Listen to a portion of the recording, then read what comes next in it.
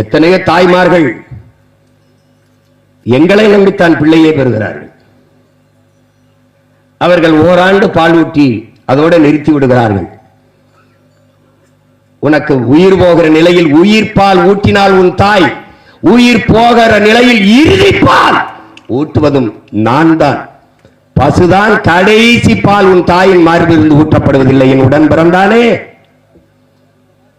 பசுவின் பாலைத்தான் ஊட்டுகிறார்கள். இறுதி பால் ஊட்டுகிற தாய் நம் முன்னாடி கூடி நிற்கிற இந்த பசுக்கள் தான் என்பதை அறிவார்ந்த தமிழ் சமூக மக்கள் புரிந்து கொள்ள வேண்டும்.